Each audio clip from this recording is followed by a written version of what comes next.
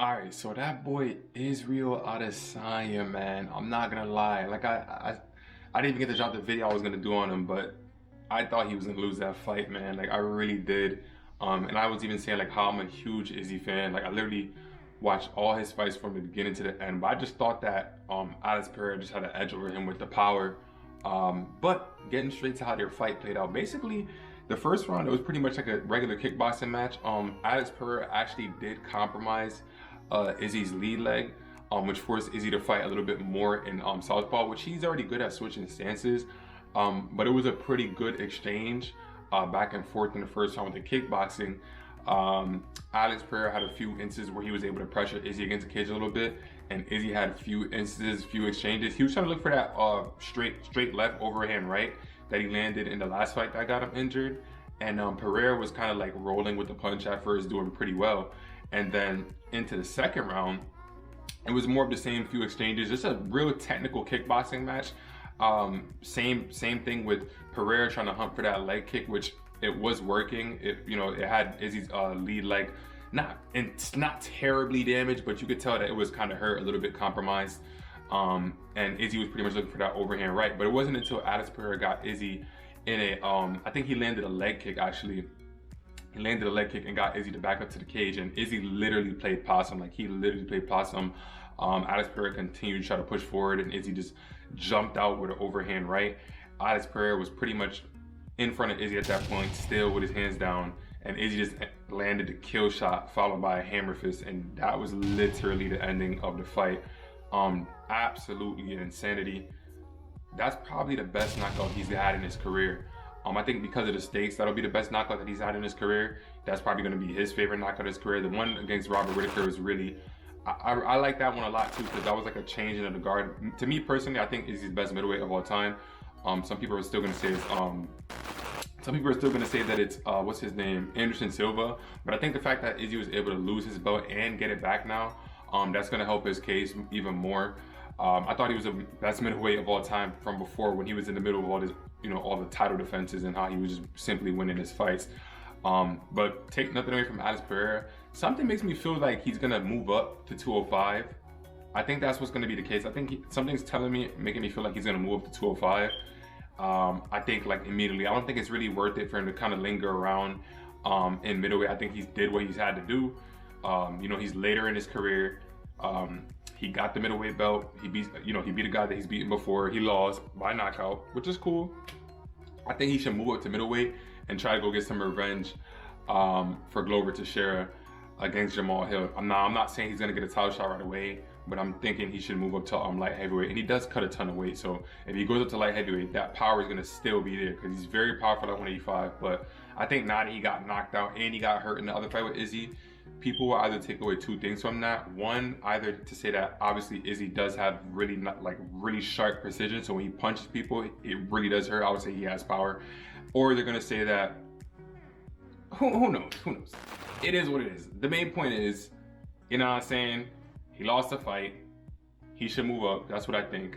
As for what's next for Izzy, I actually don't know what's next for Izzy at middleweight. Maybe Hamza. Who knows? We'll find out quickly. I don't think they're gonna do a third rematch. I don't think they're gonna do a third fight. I don't think anybody wants to see that. And I would say Pereira should go get another win if he wants to stay there. But that's besides the point.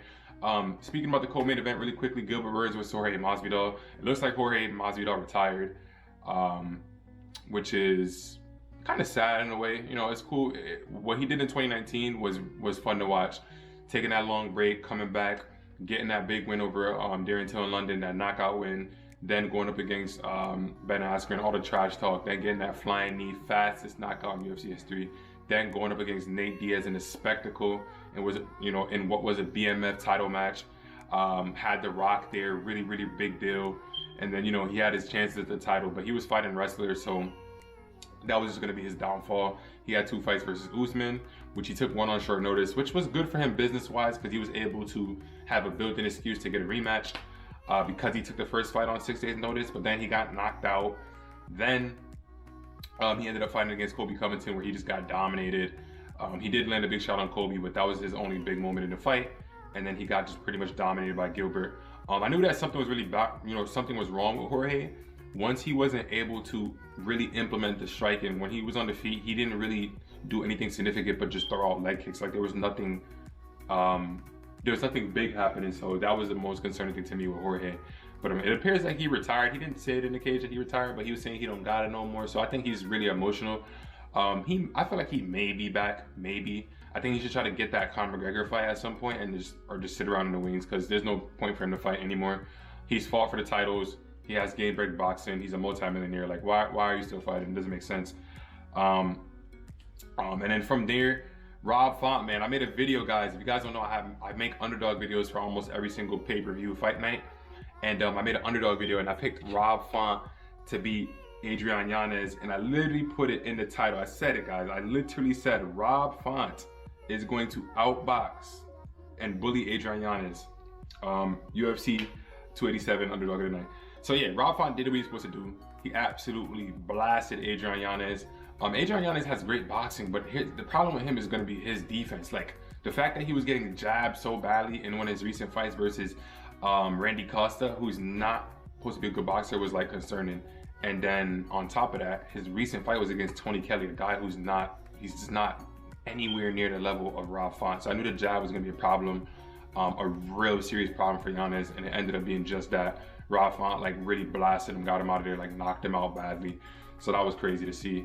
And yeah, the rest of the card was what it was. I'm not gonna dive too deeply into them. A couple of fights went the way how I thought, others didn't. But that's pretty much it, guys. The main fights, there's nothing else. Oh yeah, Raul Rosas, man, like, I mean, that's what comes with when you're so young in the sport, man. Like the kid just went out there and absolutely tried to just blitz Christian Rodriguez, a guy who's actually well versed on the ground and has some type of experience. You know what I mean? Like, this is not Jay Perrin. You know what I mean? So it's disappointing to see prospects do that when they come out so buck wild. I think Bo Nickel's gonna have to address that. He has an upcoming fight against Tresean Gore. I think International Fight Week. I would like to see these prospects stop doing that. Stop running out there and just like trying to sprint. Like, you're not gonna keep finishing people like that. So if people think they're gonna just be able to just keep going out there and sprinting, that doesn't work unless you have knockout power in your Conor McGregor. And how many Conor McGregors are there? One. So that's gonna do it for this video, guys. I wanted to make sure I chopped up about everything that happened tonight. Insane night. It was a good card. I wouldn't say it was insane, but it was a good card. I enjoyed the card. Let me know what was your guys' favorite fight of the night, and drop a like, comment, subscribe, and I'll catch y'all boys in the next video. One of my favorite fighters fighting this week, Max Holloway versus Arnold Allen. So I'm locked in for this week, man. I can't wait to see my boy Max Holloway out there again. So hey, make sure y'all boys stay tuned for the next upcoming videos. I'll catch y'all boys later, man. Peace. Actually, let me go this way. Oh shit! Oh shit!